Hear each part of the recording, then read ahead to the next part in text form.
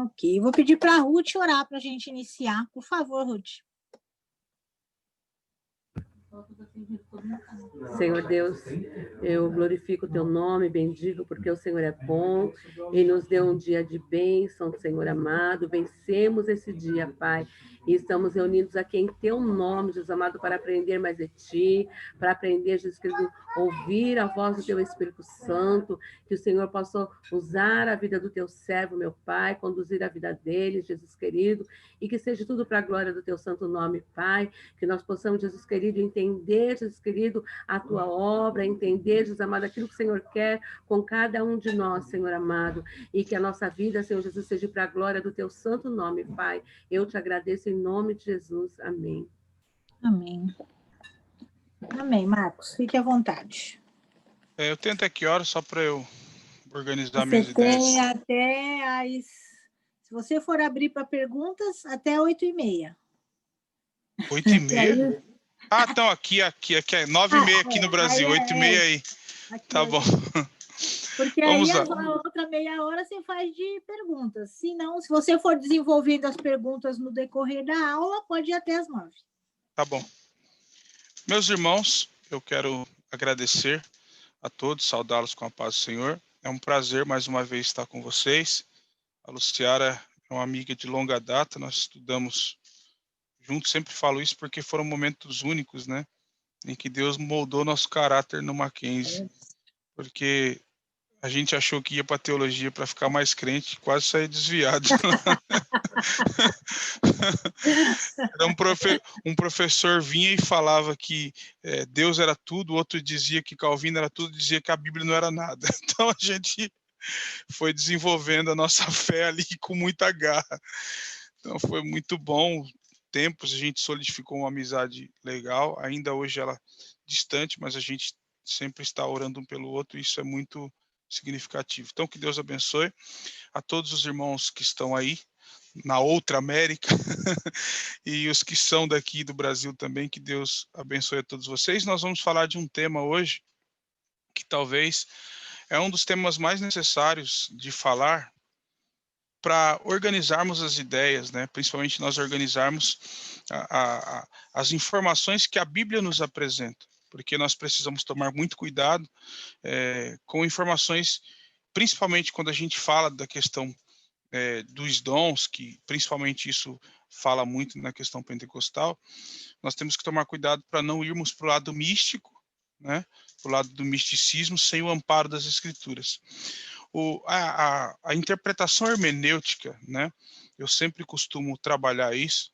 Ela entende que todos os pré-requisitos para que eu transforme algo em uma doutrina, que é o caso dos dons, uma doutrina, eu preciso ter no mínimo 7 citações do Antigo Testamento no Novo, e Jesus tem que ter citado, né? Esse é um dos princípios hermenêuticos. Senão, eu vou construir achismos, vou construir misticismos e vou principalmente utilizar de experiências pessoais para trabalhar aquilo como absoluto nas Escrituras. Então, tem muita gente que fala coisas coerentes, mas que não são bíblicas, né? É muito comum. É coerente, mas o que a Bíblia diz sobre isso? Então, nós precisamos ter a Bíblia como nossa fonte de regra e fé. E, em especial, hoje, nós vamos trabalhar do capítulo 12 de 1 Coríntios. Eu vou ler com vocês o versículo 1 até o versículo 11, do capítulo 12 de 1 Coríntios, que é importante nós lembrarmos, antes de eu ler, deixa aberto já, eu vou explicar algumas coisas para introduzir. É importante que nós entendamos que o apóstolo Paulo forma a igreja de Corinto lá no capítulo de número 18 de Atos dos Apóstolos, onde essa igreja surge. Uma igreja muito forte, né? Muito proeminente no sentido de riqueza, tinha seus grandes portos, que eram uma grande fonte de satisfação para os irmãos de Corinto e de vaidade, e sobretudo pela questão da própria cultura helênica, a cultura grega, que era politeísta, e o cristianismo vem numa questão transcultural para apresentar. Então, alguns costumes estão muito enraizados na igreja de Corinto, estão muito presentes, ao ponto de que, se você observar no capítulo 5 de 1 Coríntios, você vai ver que Paulo chega a repreender um moço porque ele está tendo relações sexuais com a sua madrasta. Então, Paulo vai e fala assim, ó, vocês estão totalmente errados. E a igreja de Corinto, é bom listar, ela era uma igreja fervorosa, mas não era uma igreja espiritual. Eu vou repetir isso aqui para você, se quiser anotar, se quiser gravar. A igreja de Corinto, ela era uma igreja fervorosa, mas não era espiritual. Por isso que Paulo tem que resolver os problemas doutrinários daquela igreja. Porque era uma igreja que tinha, todos os membros da igreja tinham algum dom, né, que era exercido pela misericórdia e pela graça de Deus, todos tinham, mas especialmente eles não sabiam como usar esses dons. Existia um fator de vaidade dentro da igreja. E uma das coisas que Paulo vai ensinar os irmãos da igreja de Corinto é que os dons eles têm apenas uma finalidade: glorificar a Deus. Se o dom não tiver essa finalidade de glorificar a Deus e edificar o corpo de Cristo, que somos nós, a igreja, por exemplo, quando alguém exerce um dom na igreja, nós vamos listar eles aqui, esse dom ele tem a finalidade de edificar a igreja, de glorificar a Deus e edificar a igreja. E se isso tem um sentido de trazer glória, de trazer vaidade, esses dons eles não devem nem sequer ser exercidos, porque a finalidade dos dons são outros. E Paulo ele quer dar uma instrução doutrinal para os irmãos de Corinto, para que eles entendam o porquê que Deus deu o dom. Daqui a pouco eu vou ler com vocês a carta de 1 Pedro, no capítulo 4, no versículo de número 10 e 11, onde o próprio Pedro menciona que todos nós temos um dom. Cada crente, independente de qual seja ele tem um dom que Deus o deu para que ele exercesse na igreja. Eu vou focar, nós temos aqui esses dons listados, os 9 dons listados aqui no capítulo 12, mas nós temos outros dons que não é a lição hoje, então eu não vou focar neles, eu vou focar nesses aqui. Mas você tem outros dons que são relacionados lá em Romanos 12, no versículo 3 ao 8, onde ele vai falar de multiplicidade de dons, os dons ministeriais, a Luciara, eu acho que falou na outra aula, o outro professor. Então, nós precisamos exercer. E aqui, especificamente, está falando desses dons espirituais. E importante saber que Paulo está orientando os irmãos de como eles devem usar esse dom com uma finalidade de glorificar a Deus. Um ponto importante, vamos ler para eu começar a explicação sobre isso. O capítulo 12 de 1 Coríntios, o versículo de número 1 até o versículo de número 11, ele diz o seguinte, vamos lá, com atenção, ver isso aqui. A respeito dos dons espirituais, não quero, irmãos, que tenhais desconhecimento. Em algumas traduções vão dizer ignorantes. Não quero que vocês sejam ignorantes. Então, eu vou discorrendo e vou parando em cada versículo para a gente fazer um comentário. Primeira coisa, Paulo está dizendo assim, vocês não podem ser ignorantes acerca dos dons. Por quê? Os crentes são capacitados pelo Espírito Santo para servirem o reino. Então, Deus entrega um dom para você servir o reino. Então, você não pode ser ignorante. Um cristão nascido de novo, ele precisa buscar orientações bíblicas, novamente eu menciono isso que é importante, bíblicas, buscar totalmente uma finalidade de conhecer o que a Bíblia fala sobre isso, para que ele possa descobrir o seu dom. Então ele não deve ser ignorante, ele tem que saber qual dom que Deus entregou a ele, né? E uma coisa interessante, eu aproveito o ensejo dessa fala, que muitas vezes pessoas que não conseguem descobrir qual é o seu dom, e aqui nós estamos falando dos dons espirituais, ele acaba invejando o dom de outros. Inclusive isso acontecia na igreja de Corinto, porque ele não consegue identificar o que Deus tem com ele e fará através dele, com os dons que Deus entregou. Por isso que no próprio capítulo 12, lá no versículo 22, Paulo fala que os membros, eles não têm um dom superior. Ele fala, ainda que eles pareçam desnecessários, eles têm valor, porque cada dom tem uma finalidade específica. Então, não posso, primeiro ponto aqui, no próprio texto bíblico, você vê a orientação de Paulo, não sejam ignorantes, não tenham desconhecimento sobre os dons, porque todo crente é capacitado por Deus para exercer os dons espirituais. Aí no verso 2, ele diz o seguinte, ele diz assim, sabeis que, quando éreis, note que ele fala no passado, pagãos, de uma maneira ou outra, foste fortemente atraídos pelos ídolos do mundo. Por que que Paulo, note, eu preciso que você acompanhe essa definição dos versículos comigo. Por que que Paulo fala, não desconheçam os dons, e depois ele fala de como eram os coríntios antes deles aceitarem a fé. Existia no mundo antigo, é importante salientar isso, muitas pessoas, elas acabavam fazendo um sincretismo religioso. Ele aceitava a fé e ele pegava a fé antiga dele e complementava isso dentro da igreja. E aí Paulo ele utiliza isso porque aconteceu isso na igreja de Colossos, a igreja de Corinto estava uma bagunça, lembrando do que eu disse inicialmente. A igreja de Corinto era fervorosa, mas não era espiritual. Fervorosa porque se via os dons, mas era uma igreja desorganizada nos dons. Um estava falando em línguas, o outro estava pregando, enquanto um estava pregando, o outro estava profetizando, enquanto o outro estava profetizando, o outro estava querendo curar, o outro estava... Então havia uma bagunça. Paulo está falando, calma, os dons são ferramentas que Deus entregou para vocês, mas eles precisam ser utilizados com sabedoria. E um ponto importante é que nós temos o controle disso, né?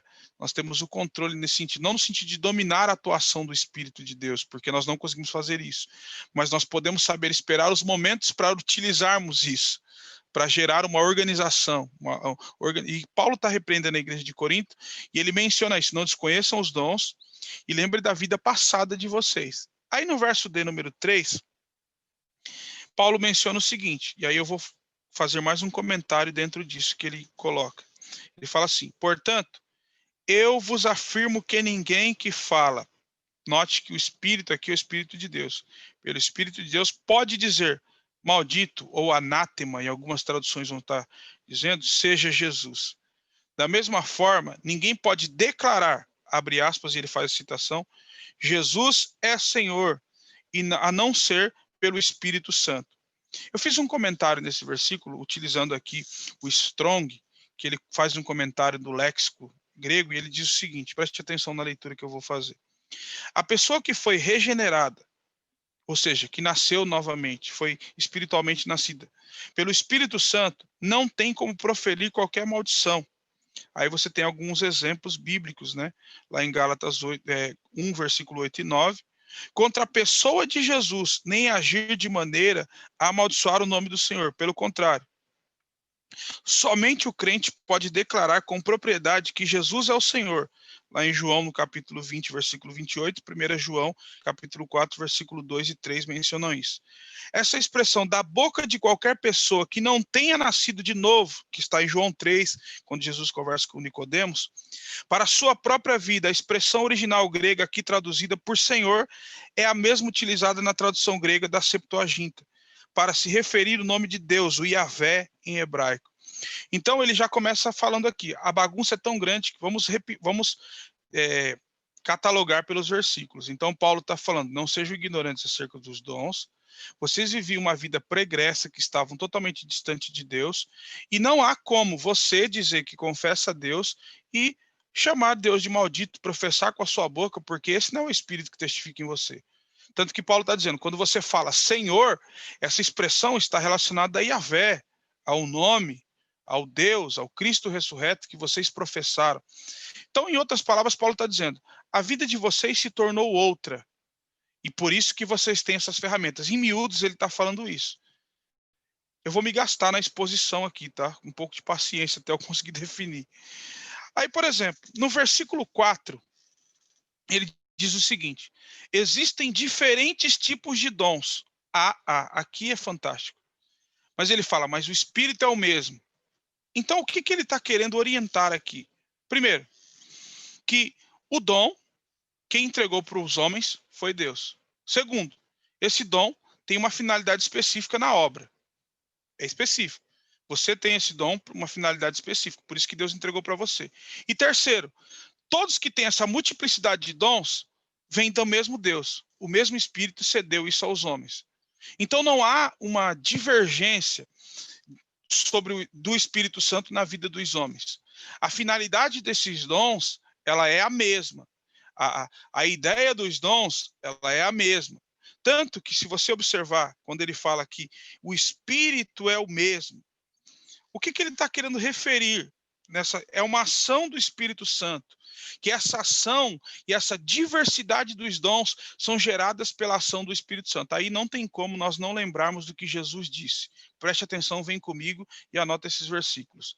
No capítulo 14, no versículo 16 de João, João expressa, porque João escreve depois da morte de Jesus, ele fala assim, que Jesus olhou para os discípulos que estavam preocupados e olha para eles assim, ó, fiquem tranquilos porque eu vou, mas vou enviar um Consolador, que vai estar com vocês até a consumação dos séculos.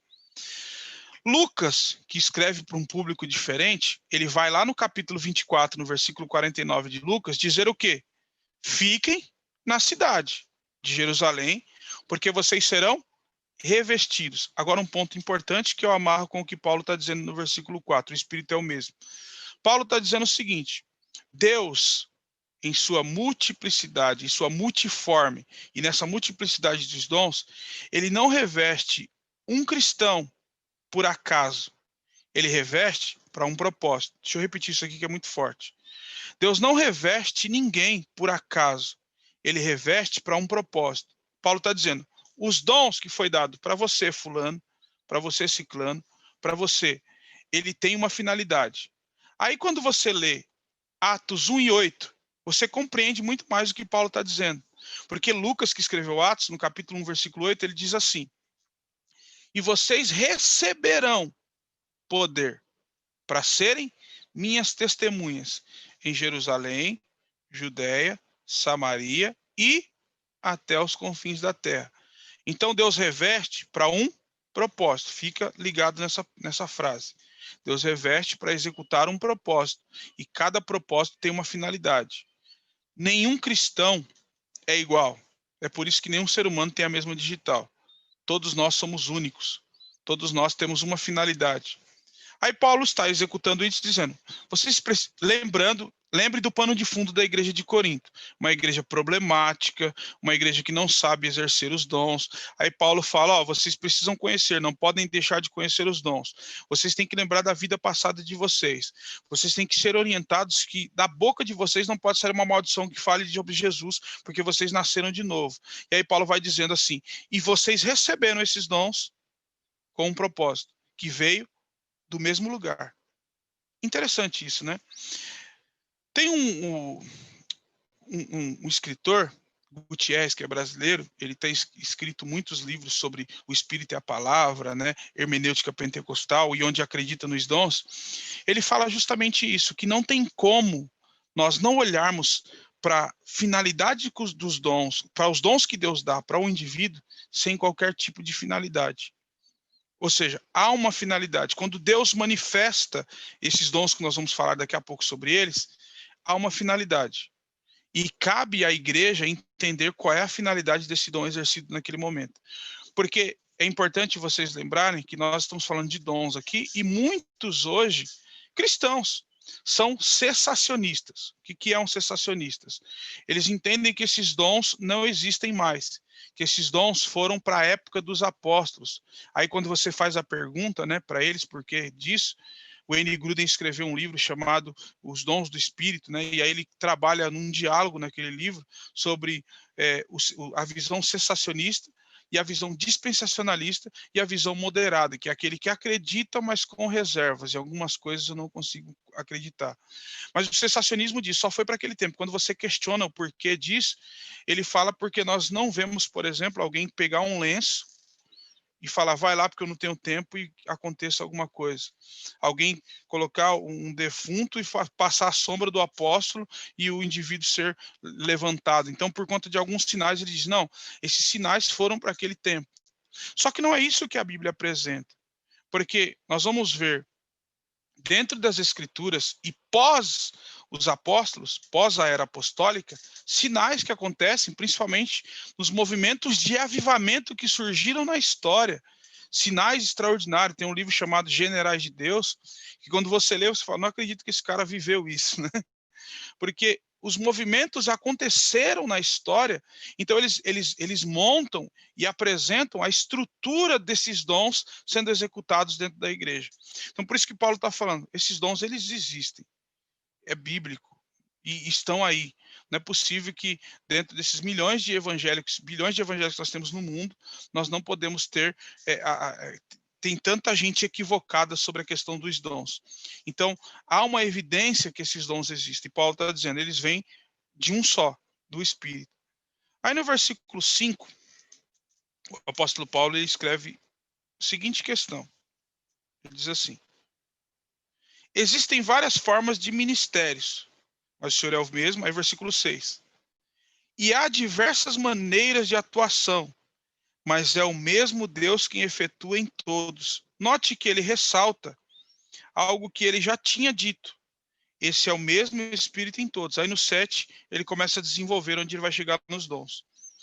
E cada um, contudo, é concedido a manifestação do Espírito, com a finalidade de que todos sejam beneficiados. Eu vou ler isso aqui novamente. Com a finalidade de que todos sejam beneficiados. O comentário do próprio Gutierrez que ele escreve, ele fala assim: ó, uma das evidências da conversão de um pagão a Cristo é a expressão de um dos muitos dons espirituais em benefício dos seus irmãos. Aí ele comenta: todo cristão recebe pelo menos um dom do Espírito. Todo cristão. Não adianta, pare com esse negócio, Monte, que eu não tenho dom. Pelo menos um dom você tem, que Deus entregou para você, e você precisa desenvolver esse dom ministerial, esse dom espiritual, esse dom vocacional. Ele precisa ser desenvolvido por você. Tem um ex-presidente americano, que eu não me lembro o nome dele agora, me fugiu da memória, que ele fala assim: se eu tivesse 8 horas para cortar uma árvore, eu gastaria 6 amolando o machado. Ou seja, então o dom precisa ser aperfeiçoado, né? Busca constante de aperfeiçoamento, para que você possa saber utilizá-lo no momento certo, e principalmente em saber utilizá-lo para a igreja, né? Utilizá-lo no sentido da igreja. Por quê? O que Paulo quer falar nesse sentido? Ele fala dos dons do Espírito Santo, que ele distribui a cada um conforme seja útil à igreja. Né? Então, ou seja, ele distribui, então isso aqui vai ser útil na igreja. Daqui a pouco eu vou fazer um comentário histórico sobre isso. Então, isso aqui é útil na igreja. E, individualmente, todos nós somos edificados por esse dom. Quando os dons viram, né, coisas que queremos cobiçar, e temos algumas coisas que não estão relacionadas para glorificar a Deus, isso já perdeu o sentido. Porque os dons, eles vêm não no sentido de cobiça para que eu tenha vanglória, mas eles vêm para que eu possa executar, para que Deus seja glorificado em tudo. Lembra do que Paulo diz no capítulo 10, versículo 31 de Coríntios? Ele fala assim: quer comais, quer bebais, façam tudo para a glória de Deus. Então o meu dom, ele precisa ser exercido de uma forma em que eu glorifique a Deus em tudo. Um ponto importante é que nós precisamos ser usados por Deus na íntegra. Nós não podemos ser utilizados por Deus de uma maneira em que nós achamos como devemos ser usados. Nós precisamos entender a vontade de Deus. E em 1 Pedro, como eu tinha dito, no capítulo 4, que ele vai falar que todos têm pelo menos um dom. É importante que nós leiamos isso no capítulo 4, versículo 10 ao versículo 11. Cada cristão tem um dom. Aí ele diz o seguinte: cada um administre aos outros o dom como recebeu, como bons mordomos da multiforme graça de Deus. Deixa eu só usar essa palavra mordomo. Mordomo vem da palavra mordomia, tanto que às vezes a expressão é utilizada errada, né? Às vezes a pessoa está deitada na rede lá e você fala, mordomia, né? É totalmente errado, porque mordomia vem de mordomo, e é aquele que cuida do que não é dele. É interessante isso, né? É o que cuida do que não é dele. Então eu sou mordomo daquilo que Deus me deu. Então eu cuido de algo que não é meu, que é apenas utilizado para que eu faça a obra do Senhor aqui na terra. Está comigo, mas não é meu, é um presente. Por isso que é charisma, né? É um dom, é uma dádiva, um presente que Deus entregou para o homem. Então todos temos um dom. Aí no versículo 11, Pedro continua complementando. Ele diz assim: se alguém falar, fale segundo as palavras de Deus. Se alguém administrar, administre segundo o poder que Deus dá. Opa, não é o poder que eu consegui na academia. É interessante. Eu acho isso aqui formidável. Porque estou dizendo que você não tem que estudar. Não, se você não estudar, você não precisa nem assumir o púlpito da igreja, nem falar nada. O que eu estou dizendo é que o que vai me habilitar, o que eu vou buscar de conhecimento, apenas vai aperfeiçoar o dom que Deus colocou em mim. Porque foi Ele quem deu. Se Ele não der, nós não fazemos. Aí Pedro continua dizendo: para que em tudo Deus seja glorificado por Cristo, a quem pertence a glória e o poder para todos sempre. Amém. Então você tem um dom. Esse dom é para a glória. Você tem uma missão com esse dom e é para a glória. E servir a igreja com esses dons que Deus te entregou de uma forma coerente, de uma forma lógica. Paulo não para, e aí ele vai continuar. Aí no versículo 7, que eu acho extraordinário, que ele vai começar a desenrolar isso, ele diz assim, ó, a cada um, contudo, é concedida a manifestação do Espírito, com a finalidade de que todos sejam beneficiados. Aí o 8 ele diz, pelo Espírito a um é dada a palavra de sabedoria, e a outro, pelo mesmo Espírito, a palavra de conhecimento. Quero ler um comentário e falar um pouco sobre isso. Nem todos os crentes têm o mesmo dom, tampouco há um cristão que tenha todas as capacitações espirituais. Isso aqui é importante, porque tem alguns crentes que se sentem a última Coca-Cola do deserto, né? Eles acham que são os únicos, né? Eu tenho todos os dons. Ele é quase Deus, né? Ele virou uma divindade. E uma coisa importante que a Bíblia nos apresenta, eu posso ter um dom que Deus me entregou, como dom de sabedoria, dons de curar, operação de maravilha, línguas, interpretação de línguas, mas em determinadas situações eu posso não ter aquele dom, mas Deus pode me usar naquele dom naquele momento. É interessante isso, né? Por exemplo, eu tenho convicção, só um parênteses para fazer um comentário pessoal. Eu não tenho dom de cura. Não tenho, acho bonito quem tem. Não estou falando das banalizações que existem por aí, não. Mas eu já orei por pessoas em determinados momentos com câncer e depois a pessoa falava, extirpou depois da oração. Eu já fui orar por pessoas e falar com a fé danada e depois falar, você só veio da extrema unção, o cara morreu. Porque em determinado momento, Deus, ele usa no dom que ele quer ser glorificado, porque o dom não é meu e quem opera não sou eu. Então Deus vai utilizar. Então eu não tenho todos os dons, como você também não tem todos os dons. Você pode ser utilizado em dons específicos que não são seu pela necessidade do momento. Então é importante que você compreenda isso. Aí vamos continuar no comentário que eu fiz sobre isso. Então, nem todos somos capacitados com todos os dons, aí eu escrevi aqui.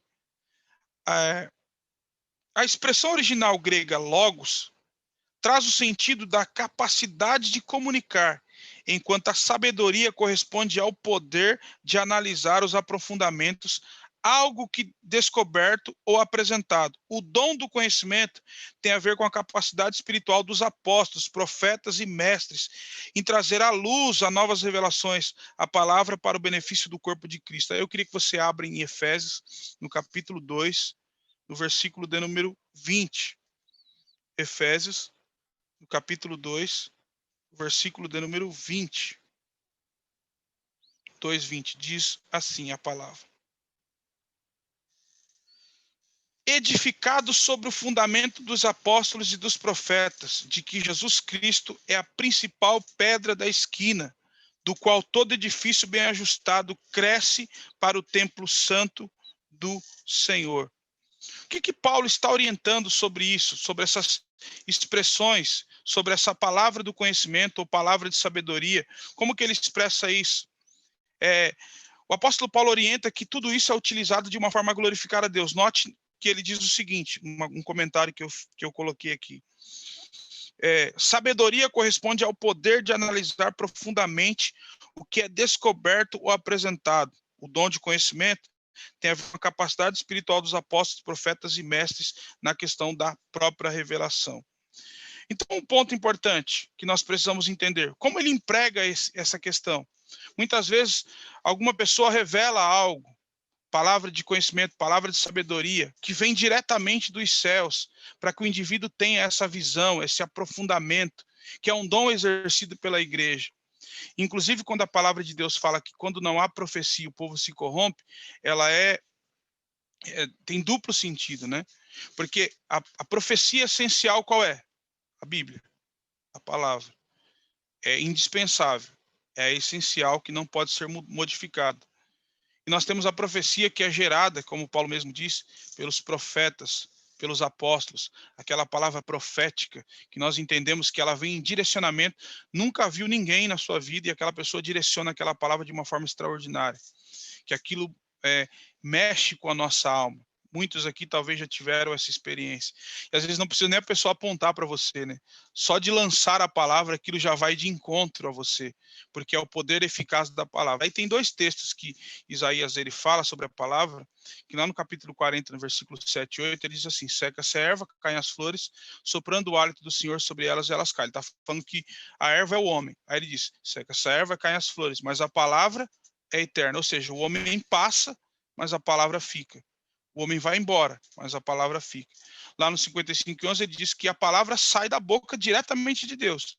E ela não volta vazia, ela tem um propósito. Ela vai gerar fruto pelo propósito que foi designado. Então ela vai gerar esse fruto, ela vai florescer. Então eu quero repetir novamente essa expressão quando Paulo fala no versículo 8 sobre a palavra de sabedoria e a palavra de conhecimento, que é o quê? Capacidade de comunicar, expressão original. E aí o que ele diz? Enquanto sabedoria corresponde ao poder de analisar profundamente algo descoberto ou apontado, quanto que Tiago diz, quem não tem sabedoria peça que ela vem dos céus.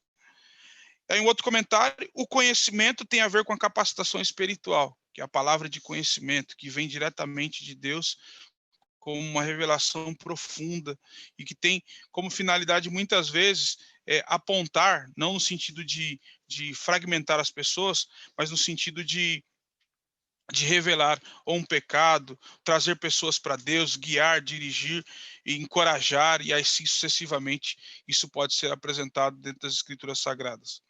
Aí o Paulo, ele continua, vai falar sobre os dons, ele vai amarrar isso, né? No versículo 9. Aí ele vai falar assim: e a outro pelo mesmo, note que ele... Agora, pensa nisso. Por que que sempre Paulo está falando pelo mesmo? É o mesmo. É pelo mesmo e é o mesmo. Sempre ele ressalta isso. Porque para os irmãos de Corinto, a vaidade estava tão grande que eles não conseguiam entender que tudo vinha de uma mesma fonte. Ou seja, eles não conseguiam interpretar que a fonte que tudo vinha era do céu. Então eles precisavam compreender que o que Deus está falando através da vida de Paulo, sendo instruído, é que eles precisavam compreender isso, precisavam ter uma vida dedicada extremamente a Ele, a Deus, de uma forma muito clara. Aí ele diz assim, pelo mesmo Espírito, aí ele é otorgado é alguém que te dá, que te entrega. Por exemplo, se você assumir determinado cargo no legislativo ou no executivo, aquilo não é seu. Foi otorgado a você, alguém te deu para você executar. Enquanto você cumpre aquela função, você tem autoridade porque você está sob autoridade. Então Deus outorgou, ele disse para você, te entreguei. Então Deus entregou o quê? Aí Paulo diz, a fé. Outro, pelo único Espírito, ele fala os dons de curar. É importante nós entendermos alguns exemplos de fé.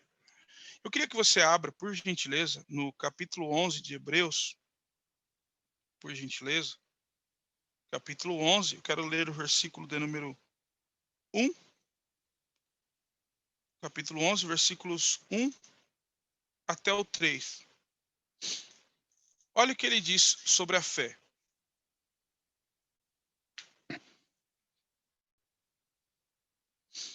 Diz assim, ora, a fé. Fé no grego aqui é pistis, quer dizer fidelidade. É o firme fundamento das coisas que se esperam e a prova das coisas que não se veem. Aí ele continua. Porque por ela os antigos alcançaram testemunho. Aí o autor aos Hebreus, vocês conhecem esse texto de cor e salteado, ele vai falar dos 16 nomes que tem aqui. Os 16 pais da fé, homens que não viram, a maior promessa era ver o Messias e eles não conseguiram vê-lo. Fala assim, eles não viram, mas continuaram acreditando. Alcançaram testemunho. Aí o 3 diz, que aqui eu acho extraordinário. Pela fé, entendemos que os mundos, pela palavra de Deus, foram criados. Aí olha essa parte que linda. De maneira que aquilo que se vê não foi feito do que é aparente. Ou seja, tudo que você olha não foi copiado. Eu acho incrível isso. Tudo que você vê não foi um modelo a ser seguido. Eu quero uma caneta como essa aqui. Não foi um modelo. Deus fez único. Pá, vai ser assim. O universo vai ser assim. O homem vai ser assim. A genética vai ser assim. em cada clima de cada nação, a melanina na África vai ser assim.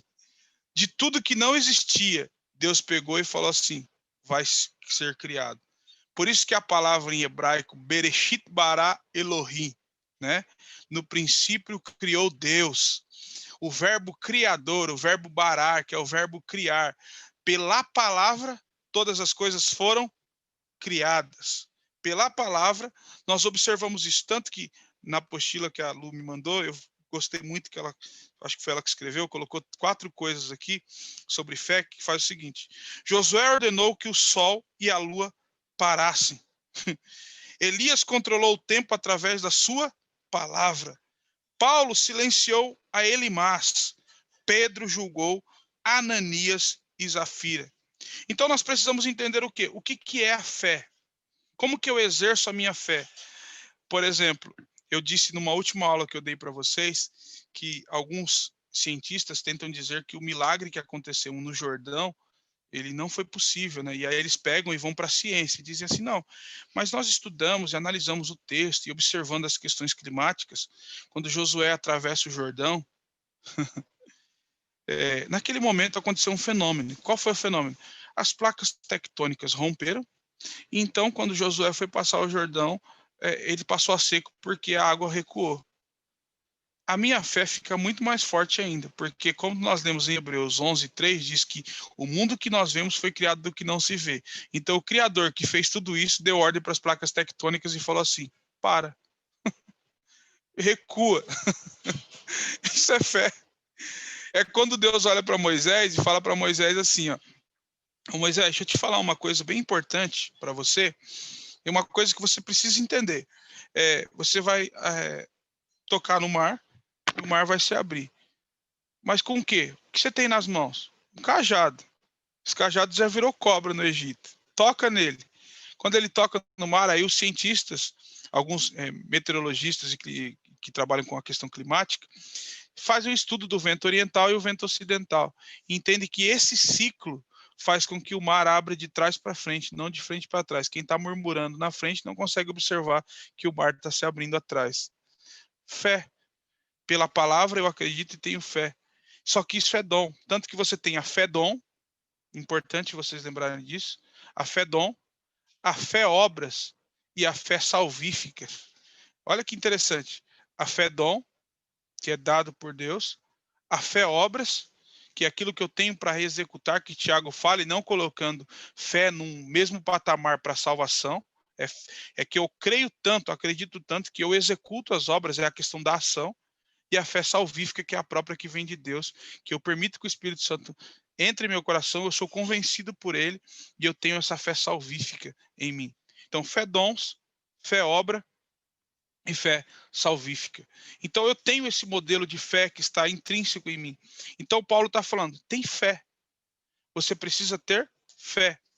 E aí quando você começa ainda no verso 9, o Paulo vai dizer sobre os dons de curar, que é um dos dons extraordinários. E a finalidade disso é sempre glorificar a Deus.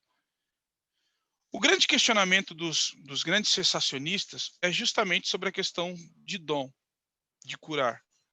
Porque você tem lá alguns modelos, né? Você tem o cara que está lá há 38 anos na beira do tanque de Betesda e tem o mitozinho de um anjo que descia, que não era anjo nenhum que descia lá, né? Tem o mitozinho do anjo que descia todos os dias. Eles criam nisso. Quando as águas se movimentavam, eles entendiam que era um anjo. Era uma crendice que se tinha na época. Ele está 38 anos ali aguardando totalmente para que Deus execute um milagre na vida dele, porque ele não está suportando mais e é difícil. E Jesus está do lado dele e Jesus está falando que ele vai receber o milagre. E praticamente ele fica estático, porque ele chega e não consegue entender que é Jesus que está falando com ele. E fala, mas todas as vezes que eu vou descer, sempre desce alguém antes de mim, né? A famosa desculpa, né? Jesus está do lado e as pessoas arrumam desculpa. Não tem alguém. Jesus está com ele está querendo alguém do lado dele, né? Jesus está ali, ele está querendo que alguém faça alguma coisa. Existem coisas que você precisa ter ação, ninguém vai fazer por você, né? É outra pregação isso aqui. Então, quando você observa dentro disso, você vê que o homem está debilitado e Jesus executa o milagre. Aí você vai para o capítulo 3 do livro de Atos dos Apóstolos, você vai ver Pedro e João descendo para a Porta Formosa e o cara tá lá. O milagre chegou até ele, mas ele queria esmola. Engraçado, né? Ai, meu Deus. Chegou o milagre. Qual era o milagre? Os apóstolos que estão acabados de ser revestidos em Atos 2, estão vindo cheios de Deus, e a Bíblia diz no capítulo 3 que a mão de Deus era com eles. Aí ele chega e fala, e aí, que você... eu quero uma moeda. Cara, o milagre está na sua frente, você ainda está pedindo esmola? Tem gente que vive de esmola, mas não vive o milagre. O milagre está na porta, as pessoas preferem viver de esmola. E aí Pedro e João levantam a voz e falam o seguinte, não tenho prata, não tenho ouro, mas o que eu tenho eu te dou, levanta-te e anda em nome de Jesus Cristo Nazareno. Sinais. Então, os dons de curar, as palavras, Jesus curava pelas suas palavras. Lembra que Jesus olha para o centurião fala assim, eu preciso que você vá curar o meu servo. Aí ele fala assim, não, senhor, eu não sou digno que o senhor pise na porta da minha casa. Aí a Bíblia diz que Jesus olha e fala, nem em Jerusalém, nem em todo lugar que eu passei, eu vi tanta fé assim. Só pela palavra que chega lá, a gente vai estar curado. Dons de curar. Então esses dons, Paulo está enfatizando aqui, dizendo, existe esse dom. Só que não é uma oferta de varejo, não é um atacado, né? Que você vai utilizar, eu vou sair curando todo mundo assim.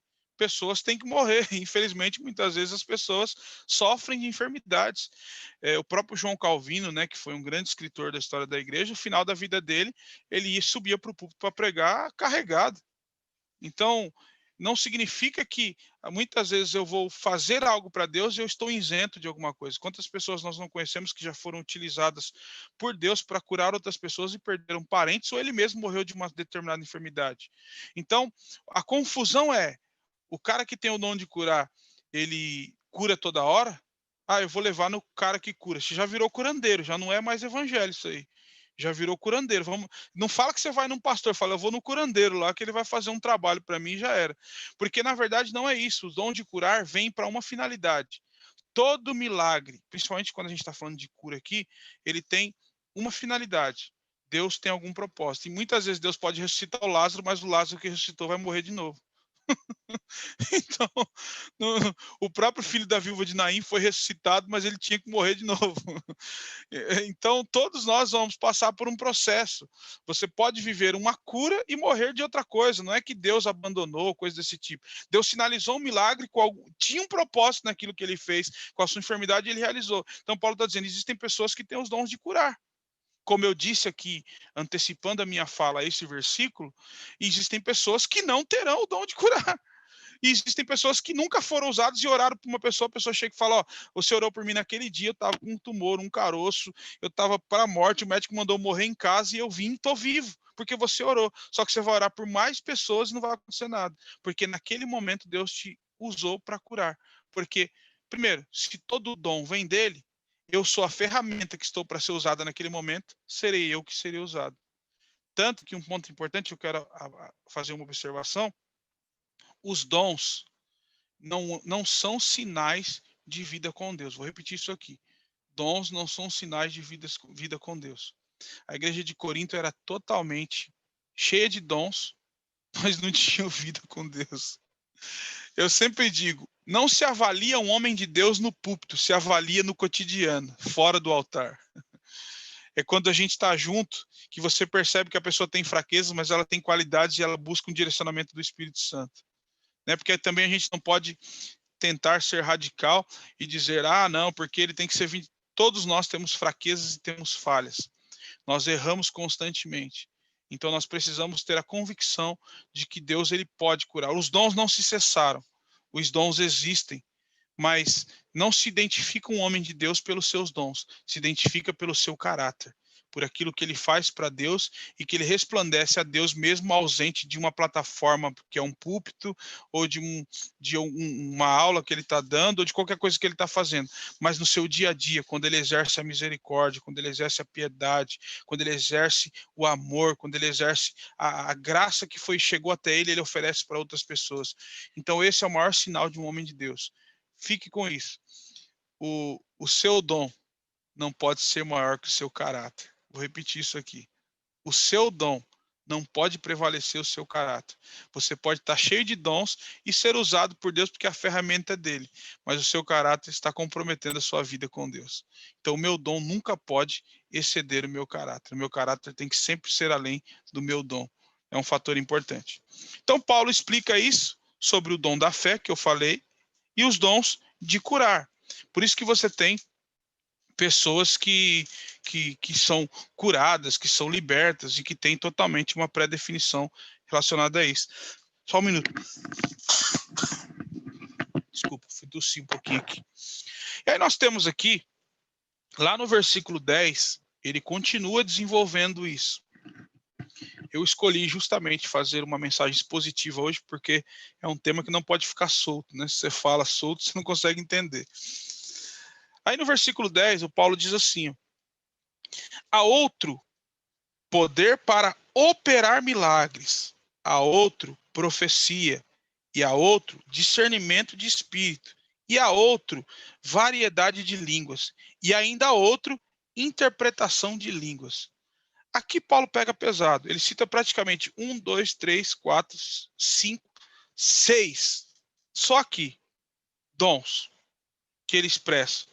Eu quero falar principalmente sobre os milagres, nesse primeiro ponto que ele fala.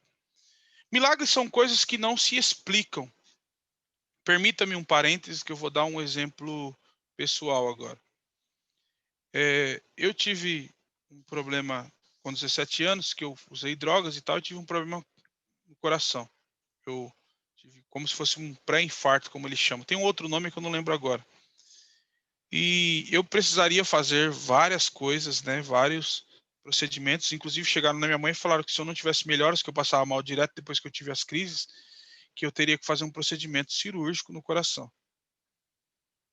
Moral da história, eu não passei, que eu cheguei no médico na última consulta e ele falou assim que eu não precisaria passar por esse procedimento porque Deus não, ele falou porque aconteceu alguma coisa que estava tudo bom lá, ele não fala Deus, né?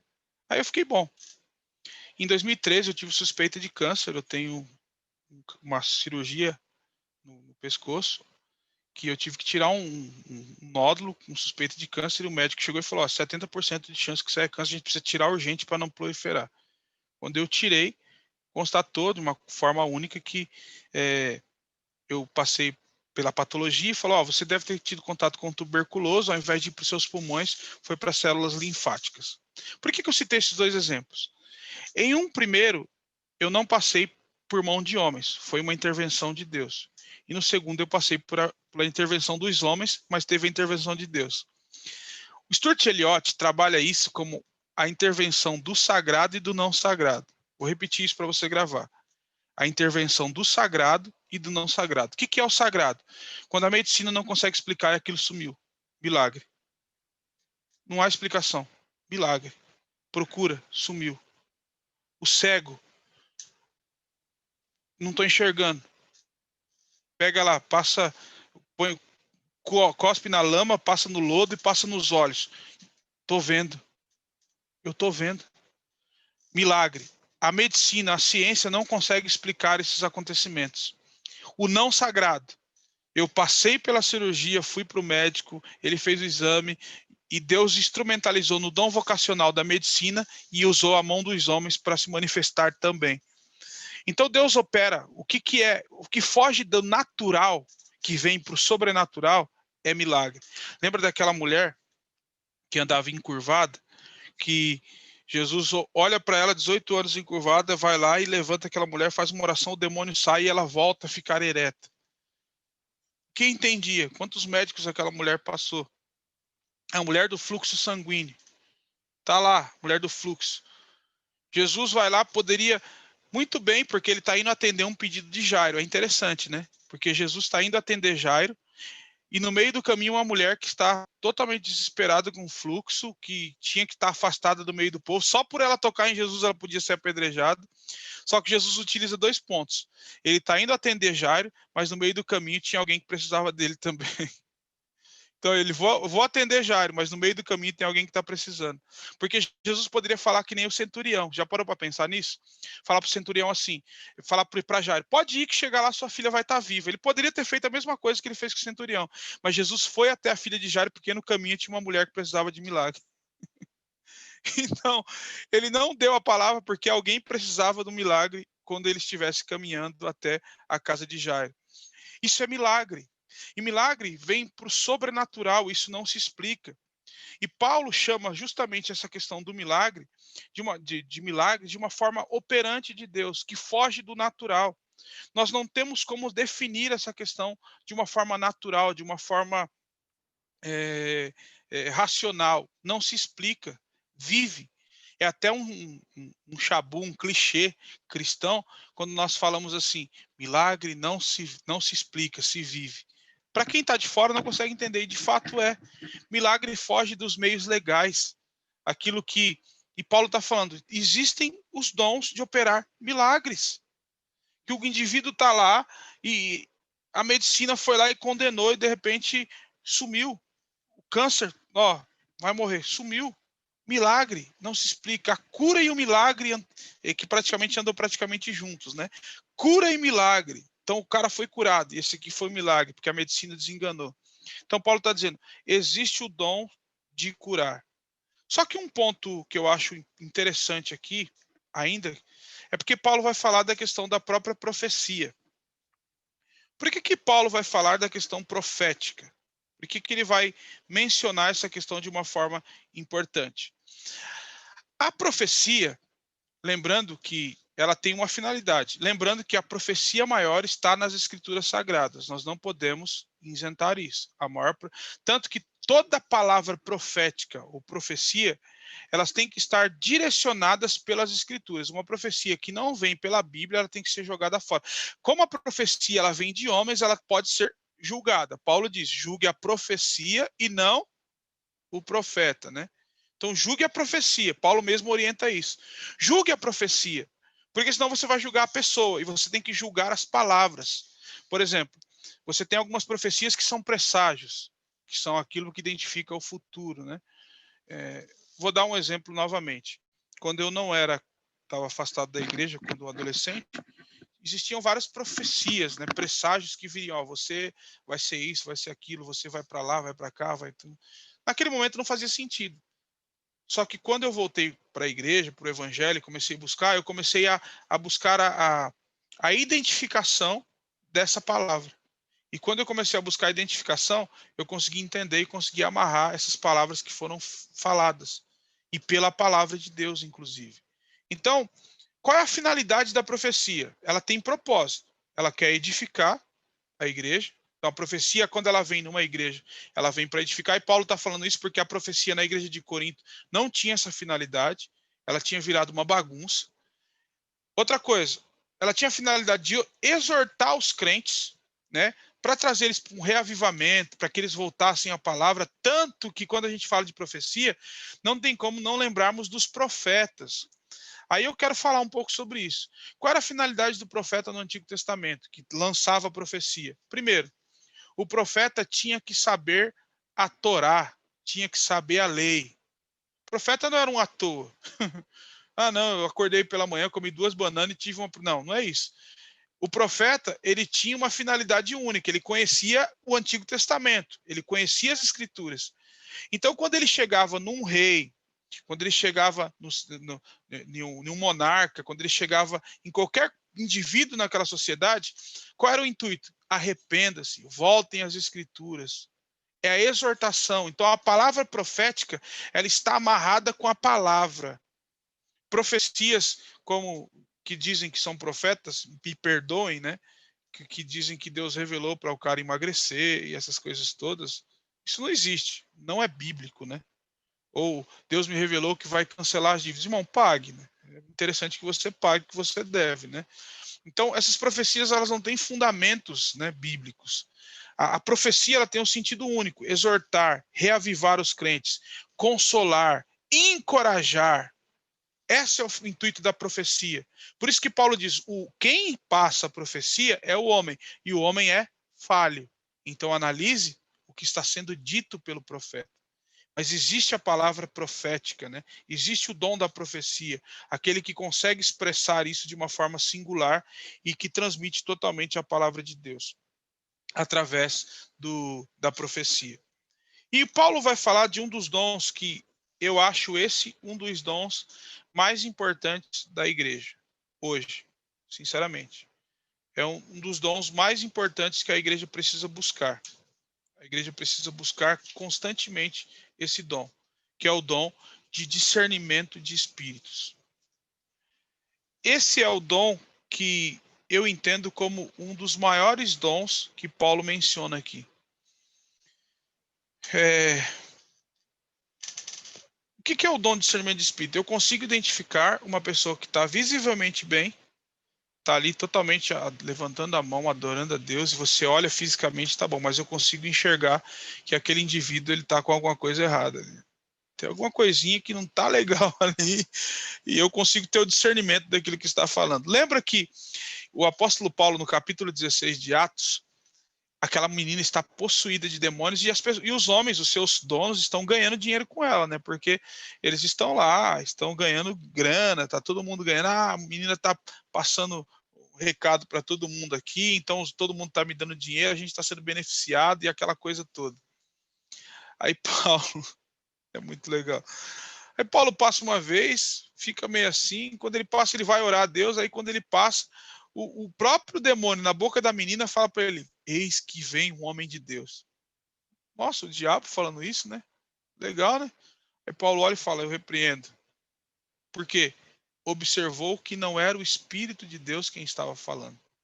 Então o discernimento de espírito ele consegue nos remeter a ter uma visão do que Deus está falando. Eu conheço a voz dele. Então esse dom do discernimento de espírito ele é muito importante dentro da instituição. Da igreja. E ele faz parte da edificação do corpo, porque não permite que a igreja seja enganada por falsos mestres, falsas doutrinas e até mesmo pessoas que estão possuídas com demônios e tenham qualquer tipo de atuação dentro da instituição, dentro da igreja.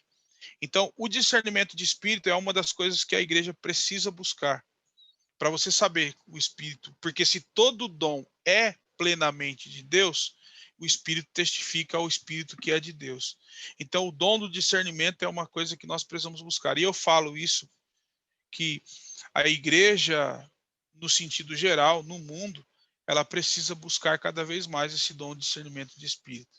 Ela precisa urgentemente buscar esse dom para que eles possam ter, para que todos sejam, de certa forma, orientados e conduzidos pelo poder de Deus através de discernir tudo que está ocorrendo e que está acontecendo na igreja. Então, o discernimento de espírito é uma das coisas importantes que Paulo menciona. Dentro disso, eu quero ler um comentário sobre o que nós estamos falando aqui, porque eu vou ler o versículo 11, depois eu vou voltar no variedade de línguas e tal, mas eu vou ler o versículo 11 e quero fazer um comentário que eu escrevi aqui. Entretanto, o mesmo e único Espírito realiza todas essas ações, e eles as distribui individualmente a cada pessoa conforme deseja. Um comentário que eu fiz dentro do verso 8 do verso 9. Literalmente, no original grego, temos a expressão ação de milagres, confirmando que milagre é sempre uma intervenção sobrenatural, como eu tinha dito, e extraordinária de Deus, que, nesse caso, usa como canal a pessoa de determinado crente, a sua capacitação espiritual e especial, que é o dom. Concedida pelo próprio Senhor. A profecia, que eu citei aqui, é igualmente um ato da vontade de Deus, que o Espírito Santo transmite especialmente ao crente agraciado com esse dom específico. A revelação divina pode ser uma predição ao anúncio da vontade expressa de Deus a partir da exposição da palavra. Aí você tem exemplos como Atos 14, 29, 30 e 13, de 1 a 2. Entretanto, como falsas profecias e ensinos podem adentrar a comunidade dos crentes, o Senhor concede o dom de distinguir os espíritos, separando com clareza os ensinamentos e práticas que vêm do Senhor, dos enganos e mentiras que tentam seduzir os cristãos desde o início da igreja. Você tem lá o exemplo de 1 João, no capítulo 4, versículo 1 a 6. Alguns crentes recebem a capacidade espiritual de falar em outros idiomas. E aí eu já vou falar daqui a pouco sobre isso aqui. Mas você observa o seguinte, que esse dom de discernimento, ele vem principalmente para não deixar nenhum cristão enganado. É importante. Por isso que nós não podemos isentar.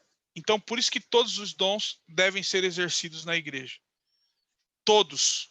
Então, você tem o que tem o dom de curar, o que tem a operação de maravilhas, o que tem o dom da fé, o que tem isso, o que tem aquilo.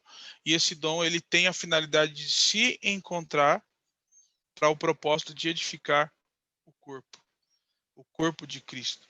Aí Paulo continua, e aí eu vou falar um pouco sobre isso, e eu vou continuar lendo o que eu estava lendo ali no comentário, que ele vai dizer o seguinte, e a outro dá variedade de línguas. Antes de eu falar da interpretação de línguas, é interessante que quando nós lemos Atos no capítulo 2, que falam que eles falavam em outras línguas, ali já é comprovado, se você ler semanticamente, que ali está falando de idioma. É fato. Tanto que você tem até uma comparação que muitos exegetas e teólogos fazem, que você tem lá no capítulo 11 do livro de Gênesis, Deus confunde as línguas em Babel, né? É mais ou menos o seguinte, está todo mundo conversando normalmente aqui, daqui a pouco alguém começa a falar um inglês, um espanhol, um francês, e aí vai mudando todas as línguas, né? Muda os idiomas, eles não conseguem se entender. Lá em Atos, o próprio texto, sem você fazer um conhecimento exegético apurado, você vê que no próprio texto está falando assim, e eles compreendiam o que cada um falava. E você vê que várias etnias estão vindo de lá, né? Várias etnias. Então é mais ou menos assim, o egípcio está olhando para o grego e eles estão se compreendendo. Tipo, como? É como se as línguas deles ficassem universalizadas. Eles falam no idioma deles, mas eu consigo compreender. Então você tem um fator de línguas. E diferente do que Paulo faz em Éfeso também, né? Que também temos essa questão idiomática. O apóstolo Paulo, ele está lá em Éfeso e os irmãos falam, eu conheço o batismo de Apolo, né? O batismo de Apolo a gente conhece. Mas o batismo com o Espírito Santo que você prega aí, eu não conheço. Aí Paulo vai lá, ora e os irmãos recebem o Espírito Santo, né? Eles recebem o dom de línguas. Tanto que quando você observa no capítulo 13, especialmente aqui no capítulo 12, Paulo está chamando o dom de línguas de um dom. Aí agora pode ser que haja uma divergência no que eu vou falar aqui, mas faz parte porque é uma aula. A minha instituição, a minha igreja, por exemplo, ela fala que se algum indivíduo não fala línguas estranhas, que é a crença do batismo com o Espírito Santo, com a evidência de línguas, ele não foi batizado. Eu discordo, porque a maior evidência, o próprio texto bíblico apresenta sobre isso, é a conversão. Então, o batismo com o Espírito Santo é a conversão nos indivíduos. Existem pessoas que não vão falar em outras línguas. Eu conheço pessoas que não falam em outras línguas, mas que ele chega em você com um dom de profecia terrível. Ó, eu estava orando e cuidado com isso, com isso, com isso. Ou até mesmo não fala em línguas, mas tem discernimento de espírito. Ou não tem isso, mas tem a palavra de sabedoria, a palavra do conhecimento. Algum dom ele tem. Ninguém tem todos os dons.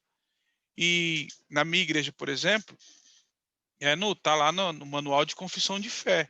Se você não fala outras línguas, você não pode, por exemplo, ser consagrado a obreiro, ser pastor. Então, se define pronto para isso. Eu tenho uma visão diferente bíblica. O batismo com o Espírito Santo é a conversão. Tem gente que não vai, tem gente frustrada, tem gente que sai da igreja porque não fala em línguas. Só que ele tem outro dom. Então, Paulo é muito específico quando ele fala que línguas é um dom. Senão ele colocaria algum imperativo, alguma expressão de ação para dizer tem que falar. Que ele é o maior doutrinador aqui, né? E nem Jesus afirmou que ao receber o Espírito, ele não está falando que o Espírito seria só falar em línguas. Porque ser cheio do Espírito Santo está relacionado às minhas ações, às minhas atitudes, ser guiados na vontade de Deus, ter os princípios do Cristo em mim. É isso que é importante. Então, línguas é um dom. Biblicamente falando, línguas é um dom. E é muito comum, eu já tive experiências, por exemplo, de orar em outros idiomas. Engraçado, né? Daqui a pouco eu vou falar do interpretação de línguas, que é outra coisa. Mas eu já tive orando uma vez uma campanha de oração com os jovens da igreja e tinha acabado de chegar um jovem que tinha feito intercâmbio nos Estados Unidos. E no momento que eu estava orando, e eu falando em línguas, aí ele, no final do culto, chegou e falou assim, você fala inglês? Eu falei, não, mal português eu falo. Aí ele disse assim, porque quando você orava eu conseguia entender tudo que você estava falando, as frases completas, palavras completas, e ele conseguia entender. Porque aí eu vou falar já do interpretar de línguas, que é outra coisa. Eu falei em outro idioma, ele conseguiu compreender.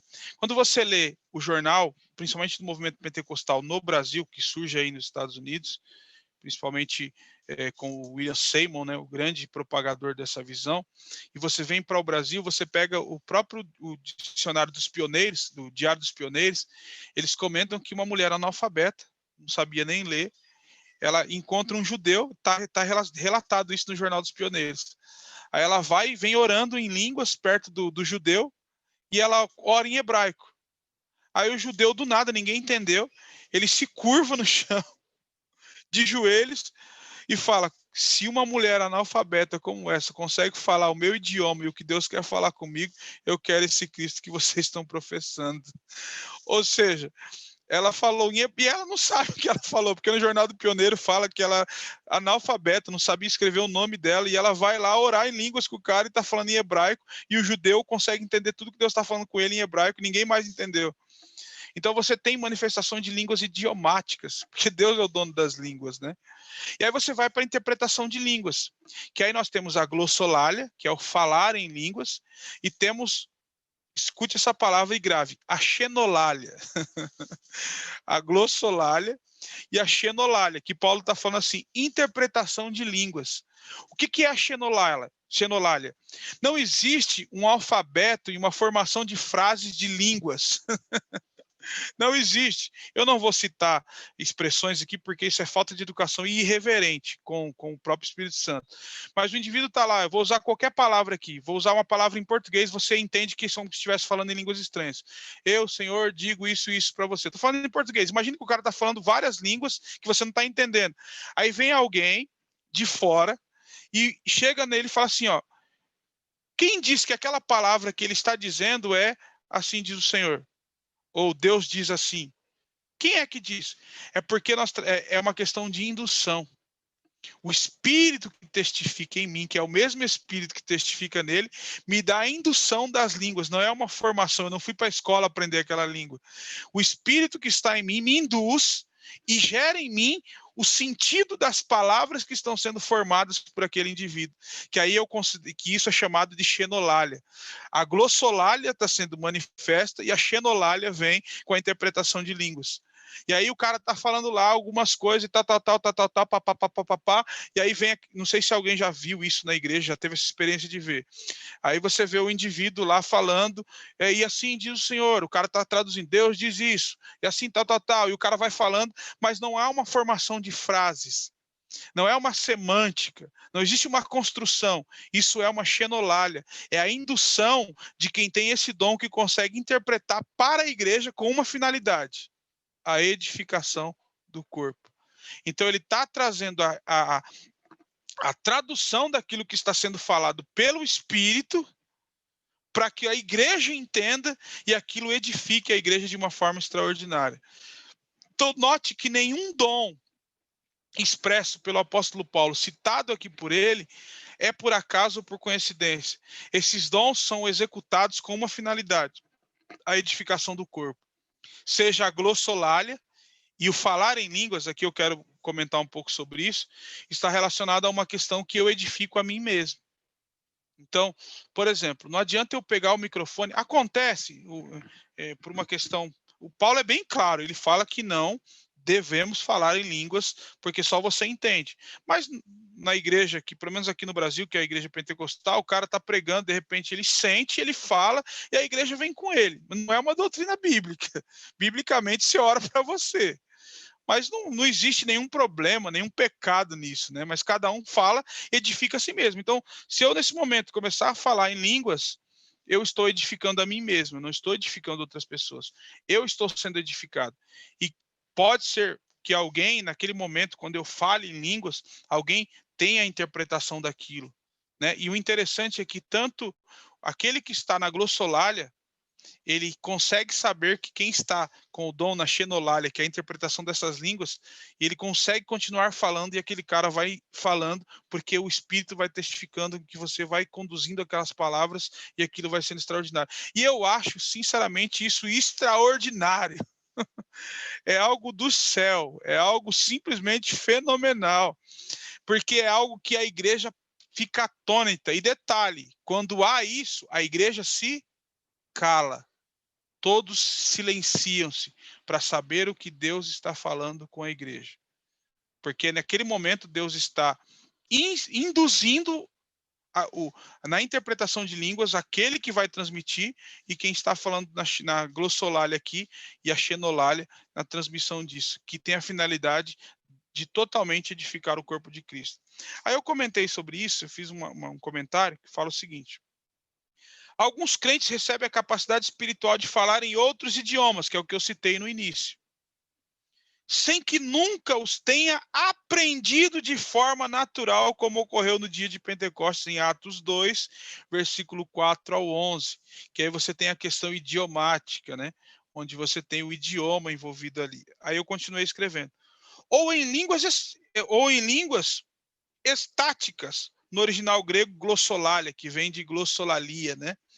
Que é o que eu falei aqui, que eu fiz. Deu para entender essa diferenciação que eu fiz, né? Só para ficar claro isso. Deu? Tudo claro? Faz um joinha assim. Beleza, se entendeu? Tranquilo. Então, a glossolalia, um sistema linguístico próprio dos seres celestiais e desconhecido na Terra, que é a glossolalia. Então, você tem o indivíduo que fala outro idioma, que acontece em Atos dos Apóstolos, o cara nunca falou francês, nunca falou espanhol, nunca falou mandarim, daqui a pouco ele está orando, e o cara que é nativo fala, mas ele sabe falar minha língua, porque eu estou entendendo. Não, não. É um dom que Deus está expressando. E na glossolalia, é um dom que o diabo enfurece quando a gente ora, porque ele não consegue entender o que a gente está falando. Porque só Deus consegue compreender. Por isso que edifica só a mim mesmo. Por isso que somente eu sou edificado. Aí eu continuo dentro disso. Sistema linguístico não é conhecido na Terra. Esse dom tem a finalidade de elevar os crentes e a igreja, não exatamente de comunicar ensinos, doutrinas ou profecias ao Senhor. Deve ser ministrado em adoração sincera a Deus, com humildade, altruísmo e discernimento, porque os irmãos de Corinto não tinham isso. Aí eu apliquei aqui. Pois o mau uso dos dons pode causar muito prejuízo ao seu hospedeiro e à igreja. E aí eu queria ler com vocês 1 Coríntios capítulo 14, versículo de número 1, e depois o versículo de número 9 e versículo de número 10. Vamos lá para 1 Coríntios, capítulo 14, o versículo de número 1. Versículo 1, Paulo diz o seguinte: qual é a finalidade dos dons espirituais? Por exemplo, ele vai pedir que você deseje ardentemente os dons, e ele vai dizer o que em Coríntios 14? Porque Paulo diz lá no que nós estamos lendo em Coríntios 12: desejai ardentemente os dons. Mas aí no versículo 14 ele vai dizer o seguinte: que você tem que seguir em amor e procurar em amor esses dons. Olha aqui o que o texto diz. Capítulo 14, versículo 1. Segui o amor e procurai com zelo os dons espirituais, mas principalmente o de profetizar. Aí no versículo 9 e 10, ele diz o seguinte: assim também vós, se com a língua não pronunciardes palavras bem inteligíveis, como se entenderá o que diz, porque estareis como que falando ao ar. Há, por exemplo, tanta espécie de vozes no mundo, e nenhuma delas é sem significação. Paulo está falando justamente aqui, orientando sobre o zelo, buscar esses dons com amor, e dizendo, não fique falando aleatório línguas ao ar, ela tem um propósito. Se é para te edificar, ore você. Agora, se Deus está te dando a interpretação daquilo, faça isso com zelo. Aí um outro comentário que eu faço em relação a isso: por isso Paulo orienta o uso do dom de línguas estranhas e enfatiza que tenham tradução clara, precisa, a fim de que todos os ouvintes possam ser movidos a louvar a Deus, especialmente os que ainda não são cristãos. é Deus, por meio do seu Espírito, quem atribui soberanamente a cada crente os dons espirituais para a edificação da igreja e evangelização do mundo. O cristão cabe receber seus dons com alegria e administrá-lo com sabedoria, altruísmo para o outro. O meu dom é para servir o outro. E sem rivalidades para a glória do Senhor Jesus Cristo. Então, o meu dom não é para sobrepor alguém. O meu dom não é para que eu seja conhecido como irmão tal. O meu dom não está relacionado para que eu conquiste, vamos usar a linguagem de hoje, tantos seguidores do Instagram ou tantas pessoas que são meus fãs, né? Que hoje virou uma palhaçada isso na igreja, né? Mas infelizmente. Mas o meu dom tem que ser exercido para glorificar o nome de Deus, do Eterno. Então esses dons, Paulo diz, busque com zelo esses dons e não sejam ignorantes, mas saibam como usar esses dons dentro da instituição, da igreja, porque vocês vão edificar os irmãos de vocês, vocês vão edificar a igreja de Cristo. Aí o apóstolo Paulo é fenomenal. Paulo, por isso que ele é o maior teólogo do Novo Testamento, o maior doutrinador. Por isso que depois de Jesus ele é o maior missionário e discipulador que o Novo Testamento conhece. Aí no versículo 12, até o versículo de número 31, Paulo vai falar que esses dons, eles são diversos, mas eles permanecem na unidade. Engraçado isso, né? O que ele quer dizer é o seguinte, não existe um dom separado. Vocês precisam um dos outros. Esse dom, eu vou repetir, a palavra de sabedoria, a palavra de conhecimento, a fé, o dom de curar, operar milagres, profecia, discernimento de espírito, variedade de línguas, interpretação de línguas, eles são do mesmo espírito. E eles têm uma finalidade singular dentro da igreja, única. Exercite o seu dom de uma maneira em que Deus seja totalmente glorificado e a igreja seja edificada. Vou repetir isso aqui. O seu dom glorifique a Deus e a igreja de Cristo seja totalmente edificada por aquilo que você faz para Deus, por Ele e para Ele. É importante não esquecer disso, por favor. Aí Paulo diz no versículo de número 12, olha que interessante. Ele vai chamar isso, eu chamo isso de unidade na diversidade. Múltiplos dons que não podem ser divididos. Vou repetir isso. Múltiplos dons que não podem ser divididos. Por quê? São vários dons, mas nenhum desses dons são soltos. Eles têm a mesma centralidade, com a mesma função. Aqui nós conseguimos comparar um pouco a própria questão da Trindade, né? O Deus Pai é o Criador, o Jesus Filho é o que veio para consumar todo o sacrifício para que nós tivéssemos expiação e salvação, e o Espírito Santo está conosco até a consumação dos séculos. Esses três são um. Aí você vê em 1 João, no capítulo 5, versículo 7, versículo 8, João dizendo assim, esses são os três que testificam no céu, o Pai, a Palavra e o Espírito Santo. E esses três são um. Da mesma forma os dons vêm da mesma fonte, são distribuídos em várias pessoas, mas ele é um. Unidade na diversidade. Quando alguém prega, quando alguém tem palavra de sabedoria, quando alguém tem discernimento, quando alguém tem o dom de curar, quando alguém opera milagre, a fonte é a mesma, a finalidade é única, vem de um só. Aí o versículo número 12, Paulo escreve assim, porquanto, assim como o corpo é uma só unidade e possui muitos membros, dedos, mão, braço, panturrilha, cotovelo, e aí vai. Muitos membros nós temos no corpo, cada um tem uma finalidade. Ele vai dizer, todos os membros do corpo, ainda que muitos, constituem um só organismo. A igreja é um organismo vivo. Assim também ocorre em relação a Cristo, pois todos fomos batizados por um só Espírito, a fim de sermos um só corpo, quer judeus, quer gregos, quer escravos, quer livres, e a todos nós foi dado de beber de um único Espírito. Note a ênfase de Paulo. É único, não existe outro. Aí ele continua. Porque também o corpo não é construído de apenas um membro, mas de muitos. Se porventura o pé disser, porque não sou mão, não pertenço ao corpo, nem por isso deixa de fazer parte do corpo. E se a orelha reclamar, porque não sou olho, não pertenço ao corpo, nem por isso deixa de fazer parte do corpo. Se o corpo todo fosse o olho, onde estaria a capacidade de ouvir? Se o corpo todo fosse a audição, onde estaria o olfato? Em verdade, Deus dispôs cada um dos membros do corpo segundo a sua vontade. E se todos fossem um só membro, onde estaria o corpo? Sendo assim, há muitos membros, mas um só corpo. O olho não pode ordenar à mão: não tenho necessidade de ti. Tampouco a cabeça pode declarar aos pés: não preciso de vós. Aí eu termino nesse versículo que ele diz: ao contrário, os membros do corpo que parecem mais fracos, frágeis, ou outras traduções vão dizer desnecessários, eles têm valor. Então, tudo que eu exercito, e aí nós falando dessa questão espiritual, desse sentido dos dons espirituais que Cristo estabeleceu, como eu disse, em outros textos nós vamos encontrar mais citações de ministeriais, mas aqui especificamente Paulo está falando, esses dons espirituais, eles são eles têm uma finalidade.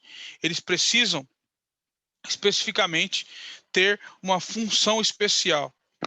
Eu fiz uma outra citação, que diz assim: os dons não são para outra coisa, senão para a edificação da sua igreja, conforme Deus o queira. Por exemplo, vou continuar lendo um ponto aqui. Como dizemos, estamos vendo que Paulo respondeu às questões levantadas a Corinto enviado. E ele fala o seguinte: depois de tratar dos problemas da igreja, do culto da igreja em Corinto, aborda a questão intimamente relacionada a isso, os dons e a manifestação deles na igreja. Qual a argumentação de Paulo? Divide em 4 seções, que formam nossa divisão proposta aqui. Diversidade de dons dentro da igreja, entre os versículos 12, do 1 ao 31. A importância do amor, do capítulo 13, versículo 1 ao 13. As profecias e o dom de línguas, do capítulo 14, versículo 1 a 25. E o princípio da ordem na igreja. Vou repetir isso aqui para você gravar. Então ele trata primeiro a diversidade de dons dentro da unidade da igreja. Há muitos dons dentro de uma igreja que são diversos, mas que são únicos, que é uma unidade. Vou repetir o 1 de novo. Diversidade de dons dentro da igreja. Segundo, a importância do amor em exercer os dons. Por isso que Paulo fala, existe um caminho que é mais excelente. Tem um caminho melhor, que é o amor. Porque o amor é exercido os dons pelo amor, pela graça de Deus. Terceiro, profecias e dons de línguas, que são importantíssimos para, de uma forma oral, de locução, de palavra de transformação para a igreja, para edificar, para exortar, para edificar a si mesmo. Então, isso é importante. E quarto, o princípio da ordem na igreja. Os dons exercidos de forma exacerbada, que não exercem a ordem, estão sendo exercidos de forma para se gloriarem e não para a manifestação de Deus e da glorificação de Deus. Então, é importante que nós tenhamos a compreensão de que Paulo está chamando os irmãos de Corinto e dizendo para eles assim: Deus entregou tudo isso a vocês. Vocês são uma igreja fervorosa, mas vocês não são espirituais, porque os dons não estão sendo exercidos com excelência. Os dons não estão sendo exercidos como deveriam ser utilizados por Deus. Uma observação importante dentro do texto que li aqui, Paulo, falando sobre os dons, ele menciona o seguinte. Era para estar no slide isso aí, mas meu computador queimou hoje, então, infelizmente. Vamos lá. Aí Paulo diz assim: o povo de Deus, os crentes, são os únicos membros do corpo de Cristo, a igreja, e deve aprender a usar a diversidade dos seus dons espirituais para, em unidade, vou repetir, para em unidade e adoração ao cabeça da igreja, Jesus Cristo, evangelizar o mundo. Todos os cristãos sinceros são batizados no Espírito Santo, incorporados ao corpo de Cristo, portanto, podem participar da ceia do Senhor. Em Cristo não pode haver qualquer preconceito ou distinção racial, cultural, econômica, pois todos que creem foi dado o direito de beber do único Espírito de Deus, de modo que as suas vidas expressem o fruto do Espírito Santo que neles habita. Os dons têm uma finalidade única, a glorificação de Deus. Eu gostaria que você abra sua Bíblia em Efésios capítulo 1, versículo 22 ao versículo 23. Efésios capítulo 1, versículo 22 até o versículo 23, que diz assim: E sujeitai-vos todas as coisas aos teus pés, sobre todas as coisas o constituiu como cabeça da igreja, que é o corpo, a plenitude daquele que cumpre tudo em nós. Qual é a finalidade? O cabeça da igreja é Jesus Cristo. Nós estamos centralizados na pessoa dele e precisamos compreender que esses dons são feitos para exercer e manifestar a glória do eterno em nós. Um outro texto que eu quero ler com vocês, lá em João capítulo 4, versículo de número 10. João capítulo 4, versículo de número 10. Jesus dialogando ele diz o seguinte: Jesus respondeu: se tu conheceras o dom de Deus, e quem é, e o que te diz, dá-me de beber, tu lhe pedirias, e ele te daria água da vida.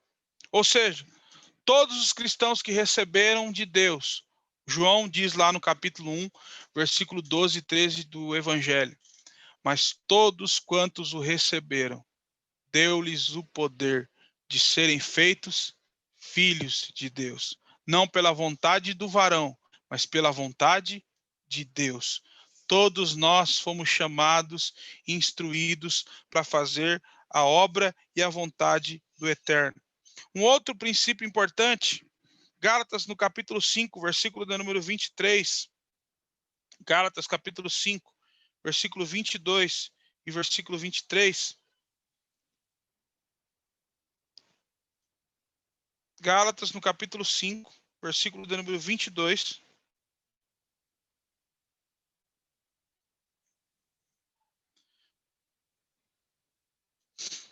Capítulo 5, versículo 20. Deixa eu abrir aqui que meu aplicativo... Deixa eu abrir na Bíblia aqui, estava abrindo no aplicativo. Capítulo 5, versículo 22 e 23 diz o seguinte: entretanto, o fruto do Espírito é o amor, que aqui é o fruto. O amor, alegria, paz, paciência, benignidade, bondade, fidelidade. 23, mansidão e domínio próprio. Contra essas virtudes não há lei. O que a Bíblia está dizendo? Que o Espírito expressa, esse Espírito brota, esse fruto que habita em nós, para que nós tenhamos uma vida constante de redenção a Ele, de pregação das revelação das Escrituras, uma profecia que vem inspirada por Deus, uma exortação que vem espontânea por Deus, uma divulgação de informações e presságios que vêm de Deus através dos dons expressos na igreja, para que Ele seja glorificado em nós e através de nós. E para terminarmos, no capítulo 7 de João, capítulo 7 de João, capítulo 7, versículo de número 37 até o versículo de número 39 diz: e no último dia, o grande dia da festa, Jesus pôs-se em pé e declarou dizendo: se alguém tem sede, venha a mim e beba. Quem crê em mim, como diz a Escritura, rios de água viva correrão do seu ventre. E isto disse ele pelo Espírito que havia recebido, os que neles crescem, porque o Espírito Santo ainda não fora dado, por ainda Jesus não ter sido glorificado. O Espírito Santo é dado a todos os homens, quando nós temos o intuito de fazer a vontade e nos entregar a Deus. Então, que nós aprendamos nessa noite que cada dom espiritual que Deus te entregou, ele tem uma finalidade: glorificar a Deus. Você não tem apenas um dom, você tem um propósito. Vou repetir isso. Você não tem apenas um dom, você tem um propósito. Deus te deu esse dom para exercer o propósito dele na sua vida.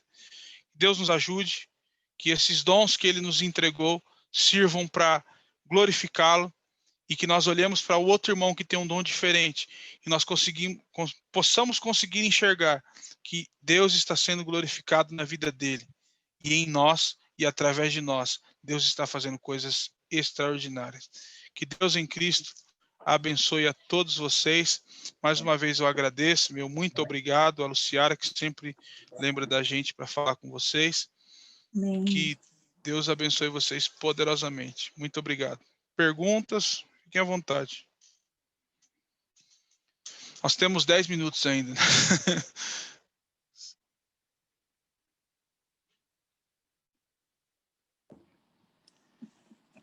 Eu quero só comentar a respeito de algo que você falou, quando você mencionou o dom não pode exceder o meu caráter, né? E eu lembrei de uma frase, inclusive, de um dos professores nossos lá do Mackenzie. Não me lembro o nome dele agora, eu sei que ele era professor de apologética, não lembro o nome. Eu vi uma reportagem dele. Paulo Romero, não foi? Isso, ele mesmo, Paulo Romero. E ele disse, o seu caráter, né, você tem que tomar cuidado, porque o seu caráter vai te levar a um lugar, o seu carisma vai te levar a um lugar onde o seu caráter não vai poder te sustentar. Então, é bem isso. Às vezes, o excesso de dons carismáticos, né, o excesso de movimento, não quer dizer que você tem relacionamento com Deus, não quer dizer que a sua igreja tem um relacionamento com Deus, e era exatamente o que estava acontecendo em Coríntios, né? Tinham ali os dons, talvez até exercidos, mas de uma forma em desordem, e isso não queria dizer que eles tinham um relacionamento com Deus. Né? E hoje nós vemos a igreja em geral sendo muito negligenciada por conta, não do uso dos dons, mas do excesso, né? Hoje mesmo pela manhã, quando eu estava fazendo o meu devocional aqui, Deus colocou no meu coração Jeremias 23. E eu vou convidar vocês a lerem depois lá, quando vocês forem fazer o devocional de vocês. Leiam Jeremias 23 todo, mas ele está falando ali exatamente do que está acontecendo hoje. Os pastores não estão pastoreando as ovelhas e deixando elas se espalharem. Os sacerdotes e os profetas estão profetizando coisas que não estão vindo da boca de Deus, né? E eles dizem que sonhei, né? Então, aquele que sonha, sonhe e diga que é um sonho, não diga que foi eu que mandei, né? Traduzindo aqui para a linguagem de hoje. Então, eu li isso e foi para mim foi uma revelação de Deus, porque eu estava na terça-feira, eu sempre tiro meu período aqui de intercessão, né? Eu aprendi no iHop fazer intercessão cada dia por algum lugar, por alguma situação, e a terça-feira é o dia que eu intercedo pelas igrejas, pastores e líderes. E para mim isso foi uma resposta da intercessão que eu estava fazendo. Glória a Deus. Porque quando Jeremias fala ali que os pastores não estão pastoreando, mas o próprio Deus, né? Deus fala, eu mesmo trarei de volta as minhas ovelhas e colocarei sobre elas pastores dignos, né? Pastores que farão um trabalho correto. E do tanto de profecia e daqueles que estão se auto-intitulando profetas, né? Ele fala, esses que dizem que são profetas e que estão falando. Então, eu vi assim, um grande alerta de que não é uma coisa que está acontecendo hoje, mas se ele está ali na Bíblia, né? É para a gente seguir o exemplo. Mas o que me deixou alarmada mesmo, a ponto de pedir perdão, né? De repente ele escorregou aí e não percebeu, é quando ele fala o preço que aquele que está profetizando em nome dele não vai vir sobre essas pessoas. Né? Ele fala que ele terá uma vergonha que durará perpetuamente. Eu falo, meu Deus, né? Como é sério, como é importante isso que você está falando, você começou a falar e você falou da parte da profecia e dos profetas, e eu fui lembrando disso que eu li hoje, e que Deus colocou no meu coração de orar e de prestar atenção, né? Eu penso sempre que a exortação vem primeiro para mim. Assim, presta atenção para que você não esteja fazendo isso, para se você vê que está acontecendo, ou então se aparte disso. Mas como é sério o uso deliberado dos dons, traz uma consequência muito grande. Era esse o comentário. Oi. Boa noite. Pessoal, eu vou me despedir de vocês, porque acabou a luz aqui, eu estou no celular, a luz de vela escrevendo, nem deu para escrever tudo, perdi algumas coisas, e meu celular vai acabar a bateria. Tá então, bom. Obrigada, foi muito bom mesmo. Tô feliz de ter participado, ok? Amém. Ok. Deus abençoe. Obrigada. É a fé salvífica, eu creio piamente na salvação. Então, elas são diversificadas nesse sentido dos dons, mas elas se tornam uma só, porque a atuação do Espírito é o mesmo em áreas distintas do homem. Salvífica, dom e obras. Elas são diversificadas no sentido de interpretação e atuação, mas elas são unidas em uma coisa só, porque todas elas vêm da mesma fonte, que é o Espírito Santo. Assim como os dons são divididos, né? Como dividir a fé nas obras, dom, enfim, e nós temos esses dons que são exercidos em uma pessoa só, na questão da unidade. É nesse sentido. Obrigada. Amém, meninas. Então, vamos encerrar a aula. Muito, muito, muito obrigada. Terça-feira, tamo junto. Tem mais. E misturado. Amém. E vamos aí descobrindo como é que Deus quer nos usar, até para não cometermos os erros, né? Como o Marcos falou, sabermos até mesmo ver as profecias, né? Analisar as profecias. Acho que é bem importante. E o dom de discernimento de espírito. É muita coisa que vai passando, ele vai falando, eu sei que vai gerando muitas lembranças no coração de todo mundo, né? Assim, eu já fiz isso, eu já vi. E eu quero dar um testemunho breve.